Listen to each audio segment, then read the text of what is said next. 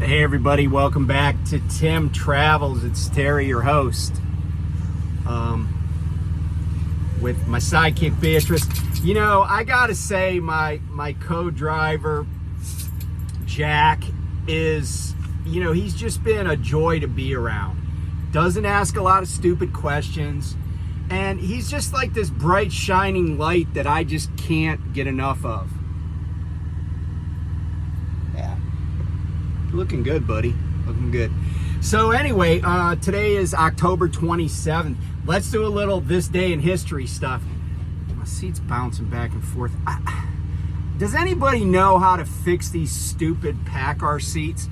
People are going to say stupid stuff like, well, did you read the manual? No, I didn't read the manual. I'm an American. No, actually, what I want to fix, I don't know and I should have known this was coming because I had a T680 a few years ago that did the same thing. The seat, just like when you get off of it, it sinks down. Why is that? Like, who was like, hey, I'm sure truckers will like that. I couldn't figure out, because this truck's got 47, almost 48,000 miles on it. And I couldn't figure out why lately my hip flexors have been hurting. And I realized, I was talking to a friend today, I said, I realized it's because when I sit down, the seat has lowered. And so my abdomen tenses up because, it's like if you're worried somebody's going to pull a chair out from under you. And so when my abdomen tenses up, my hip flexors tense up. And so I would just love to make this seat stop doing what it wants and just do what it is I want for once. Okay, where was I? So it's October 27th. Born on this day in 1858, he wasn't president then, he was just a little baby, Theodore Roosevelt. Roosevelt was a tough customer, but he died at age 60. Pretty young. By today's standards, it'd be very young, but he was the president, right? Like, he had access to good health care, you'd think, but he died in 1919.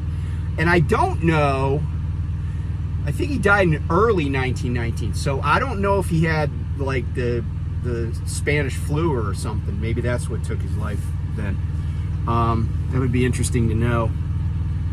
1858. On this day in 1923, a guy named Roy Lichtenstein was born. Now, if you're not an art aficionado like I am, you might not know the name Roy Lichtenstein, but I virtually guarantee you would know his artwork because he's the guy that has done a lot of really cool modern art stuff that looks like panels out of cartoons.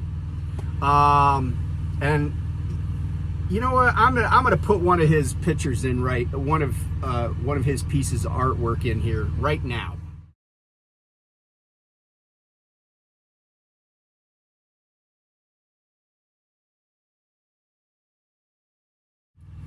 I just like Lichtenstein. He's like cool. I like Jackson Pollock and a lot of modern artists. I like art, Anyway, so he was born on this day in 1923. On this day in 1940, the Godfather. Actually, he wasn't the Godfather. He was just a big mouth mafioso. John Gotti was born. John Gotti died at age 61 of cancer while in federal prison. I guess he did things his way, right? A lot of people attribute the fall of the modern mafia to Gotti. And certainly he is, he's an interesting character because he really, put himself in prison. I mean, I know a lot of people think Gravano, turning state's evidence did, and but Gotti was going to go to prison for life regardless of whether anybody testified against him because he ran his mouth all the time on the phone and in person. And even though he was the head of the Gambino crime family, he certainly didn't emulate Carlo Gambino, who kept his mouth shut and died a natural death, not in prison. But a lot of them got in trouble the same way. You know, they ran their mouths. They got too big for their britches. Anyway, so Gotti, born in 1940.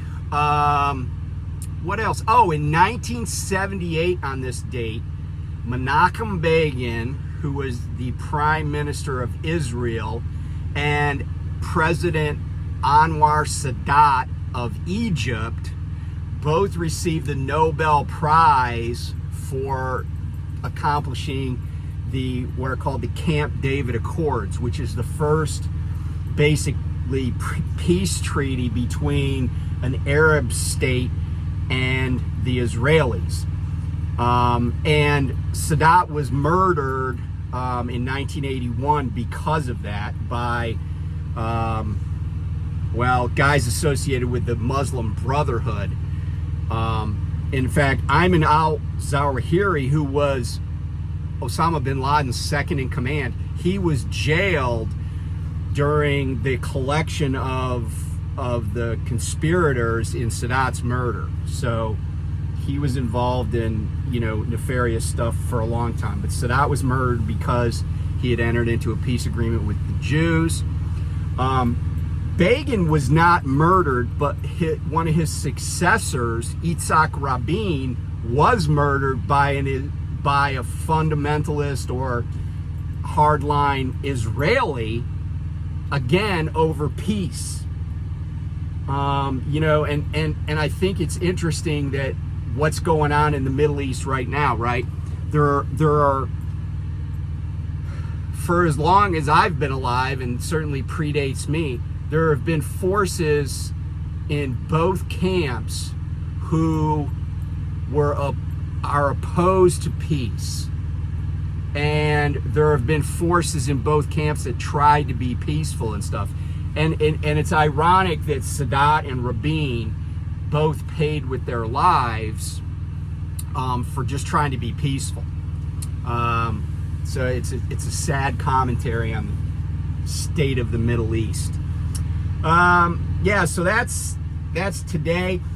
Tuesday is, it's one of my favorite holidays. Halloween's coming up. It ranks right up there with Easter, which of course celebrates when bees digging her hole. Of course, Easter celebrates when the Easter Bunny and the Peeps broke Jesus out of the Roman jail. But Halloween, of course, is one of the high pagan holidays that is loved by Christians.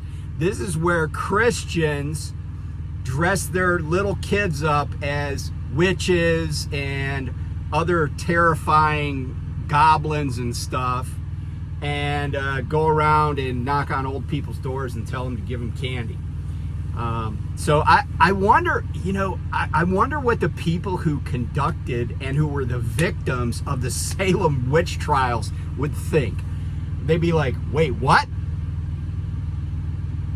And it would just be mind-boggling to them. I think that we're like churches have Halloween parties, right? Little girls come dressed up like witches, and one of the biggest Broadway shows in the history of theater is a show about a witch, Wicked.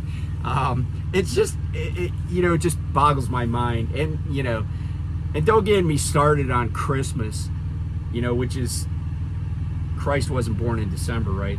That's another pagan holiday along with a Celtic holiday. That's where the Yule log comes from. So anyway, so that's that.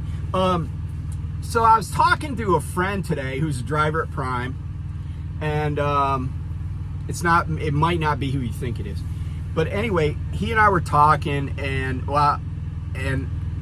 I was talking about, he called me to talk about investments, but I'm not going to talk about investments right now, but we were talking also about the trucking market. And I also talked to my son today, and in those conversations, I shared a couple of thoughts that I have, not saying they're right, but I've, tried to read the tea leaves. And one of the things that I kind of feel like I've been cautiously optimistic about coming out of this, we'll call it trucking recession, which is what other people are calling it. But I'm not sure that we're that close to it. And I'm not sure that we might not be like a year away. And it could be even longer if we end up going into a recession, which some people are calling for. But I hear other people saying, oh, the market's going to rebound, because the S&P 500, by the way, is in a correction right now. Some people say the market's going to rebound. What the stock market doesn't necessarily drive trucking. But my point is that if there's a recession, then I think the freight recession will carry through that a bit. So I wouldn't be surprised if we're in for another year of this, at least. And that's even if we don't go into recession. And there's a few reasons I say that. One is I think that the economy is strong. Had a really good quarter.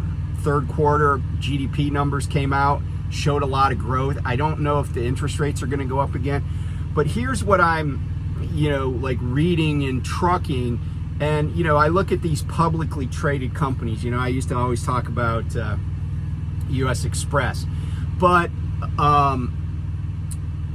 one public company that talked about their third quarter results and their results were not good was Heartland Express.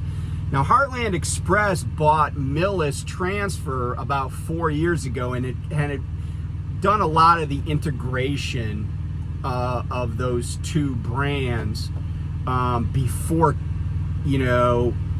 this freight recession hit. But one thing that they did, or actually two things that they did, that I think were probably ill-timed, and I think they basically admitted to it, was the purchase of CFI.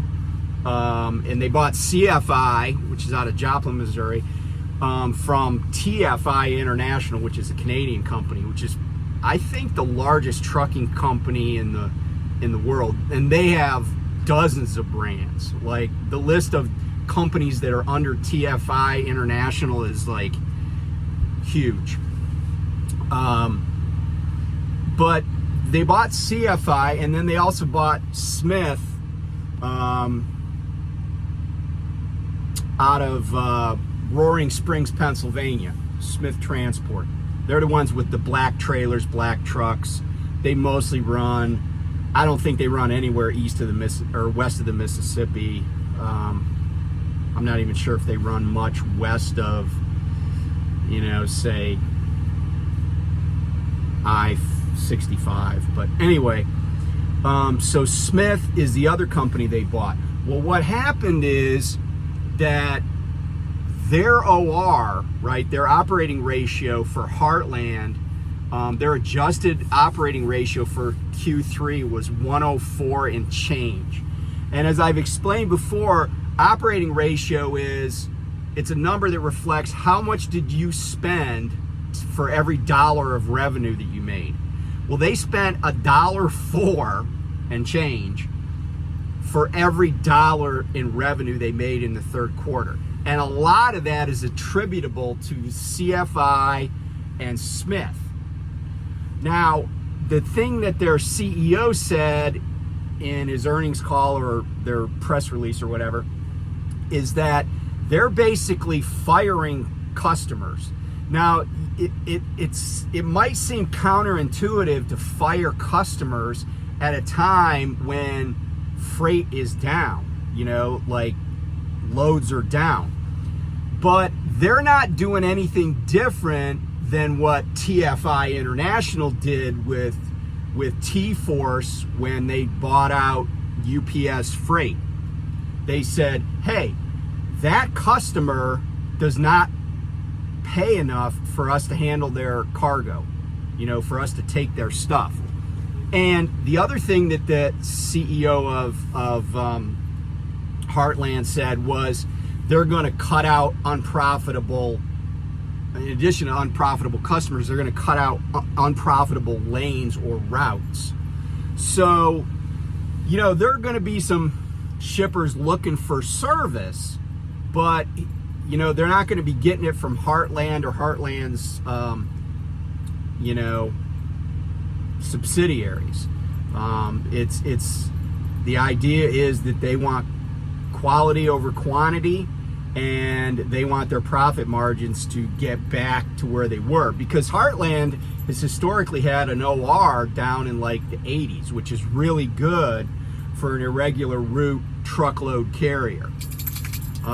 They had a pretty good record. They're carrying a lot of debt from these acquisitions, and I'm always concerned about that.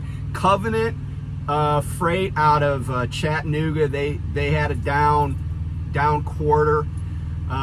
Even some of the LTL carriers, they're integrating, you know, or they're absorbing the issues that Yellow, you know, the routing that Yellow had. But again, there's going to be opportunities for really some carriers that, because other carriers that consider themselves a premium brand, like, you know, maybe like ABF, or maybe like Old Dominion, or maybe in the LTL space, or maybe like Heartland, are going to say, hey, we appreciate your business, but it doesn't make any sense for us to like send a truck there anymore, unless you want to pay us substantially more. And the problem is there's still a glut of capacity. You know, that's the issue. There's too much capacity right now. And you know, I saw this piece of data where FreightWaves was talking about how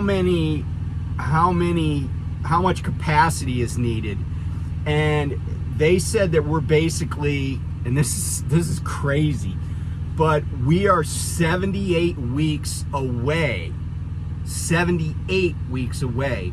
from capacity matching up to demand, which means there, you know, it's musical chairs, right? There's not enough stuff being shipped for the amount of trucks that we have available to carry it.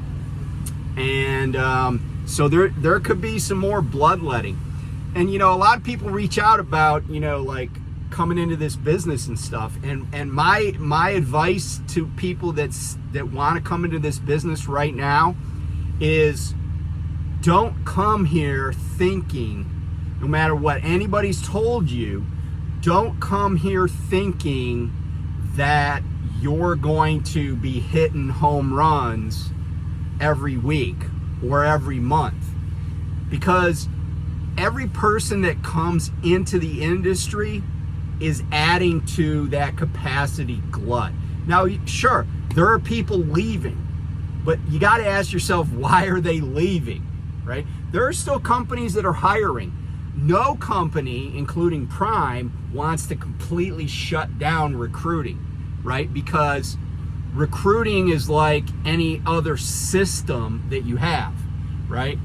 When you shut a system down, it's a lot harder to put it back online than if you just left it online at a reduced you know, production level, I guess you'd say.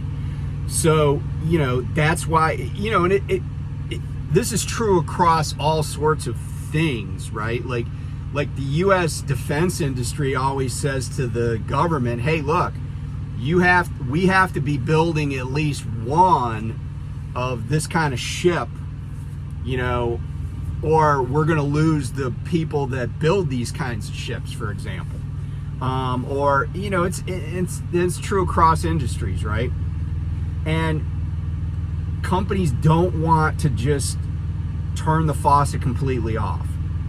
And so they're adding drivers even at a time. And, you know, the thing is, right, that I know Robert Lowe said when he was talking about Prime, how they were reducing head count to make it, better for the drivers that are still here.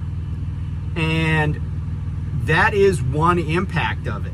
However, reducing headcount also makes it possible for Prime to continue recruiting. And this is going to be true at any of these large truckload carriers.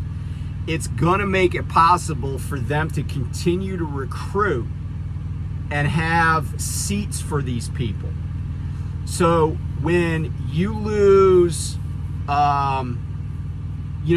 let's say you lose, I'll just say 10 experienced drivers this week, that probably says to somebody that they can bring in like 14 new drivers, new hires that are going to go through the training pipeline, right? Because the loss of those 10 drivers is going to decrease capacity, increase earnings for everybody left behind and for the company. But it's also going to allow them to recruit to eventually fill those seats, but run people through a training pipeline. Then there's going to be attrition in the training pipeline.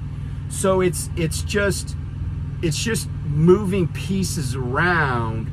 But ultimately, I don't believe that once things come back, Prime is going to be smaller than they were. I think Prime is going to be larger than they were, and in part, it could be because Prime survives this downturn. I don't think there's any doubt that Prime's going to survive this downturn. I don't think there's any doubt that, Knight Swift is going to survive. These big carriers are going to be around, right? But I think in the short term, they cut costs, because if you think about it, right, an experienced driver costs you more on a week-over-week basis than a trainee does. And especially if you got trainees in the pipeline where lease operators or owner operators are paying the freight, which is to say paying salaries and taxes and all this money for these trainees. I mean, it's a good situation for the company. Honestly, I'm looking at it. Both of the people that I talked to today, my son and this other driver, are both training people right now. But there's a lot of people that are training that are sitting around. And one of my biggest complaints, even when things were going great, if I had a trainee and we were sitting, it was chapping to my hide. Why? Because there's a frictional cost to having a trainee on the truck. And my fleet manager wants me to train again, and I'm willing to, because my PSD trainer certification has expired. So I'm going to be in Springfield probably Sunday night. I'm doing a class on Monday, and then I'm actually doing ACE 2 again on Monday. And then I'm doing, because I haven't done that in, probably like well over 2 years, almost 2.5 years. So I'm going to do it again just for a refresher, take a look at my numbers. And then I'm doing the PSD class, I think on Tuesday and Wednesday of next week. Well, the thing is though, I said, yeah, I'll do the class, but I don't know if I'm going to take a trainee. And the reason I say that is because I've kind of said to people, I don't want to take a trainee that I didn't refer to Prime. And the reason I say that is because the trainees that a driver refers and then trains, that referral makes up for the fact that you're paying the trainee more than you used to pay them, but you're not getting as good a loads as you used to get when you were doing training, especially TNT. And like the end of, like when the bonuses have not increased, right? They increased trainee pay, but they didn't increase the bonus for somebody upgrading, even though they increased the length of TNT by 60%. They didn't upgrade the bonus. I think I mentioned that earlier. when I was talking about that. So for me, the calculus is, can I make that money some other way? And again, this is now talking my micro economic situation versus macro. It all relates. And so, I just encourage you to keep your eye on what's going on in the market. See who's doing things, and gather information. Make decisions about your career and about how you want to run your truck or who you want to drive for. Because like I said, the big carriers, the Cretes of the world, the CRSTs, they're not going anywhere. And maybe, you just got to suck it up because some of these smaller carriers are more vulnerable. Not to say that large carriers aren't vulnerable either, right? Look at Yellow. They were a big carrier. They were around for years and years. And let me just say this, though. And in this, I did a video a long time ago about, things that trucking companies say to recruit people that are non sequiturs, right? They make no sense, right? They're like, we pay weekly. So everybody pays weekly. That's the industry standard. Family owned. Who gives a crap? If it ain't my family's name on the door of the truck, it's meaningless to me. I mean, Walmart's family owned, right? Even though Walmart's a public company, the Walton family controls the company because they own like 70% of the stock in that company. Forget about all that nonsense, right? What's the company's balance sheet look like? Those are, if that's the information you can get, that's going to tell you whether or not you're going to work for a stable company that's going to keep you rolling. What do their numbers look like? And even privately held companies, if they don't want to share that information with you, then I don't know, how serious you should consider them, how seriously you should consider them. Because they want to know all sorts of stuff about you. Why can't you know stuff about them? And if they don't want to share it, fine. They don't have to. But you don't have to take a job with them.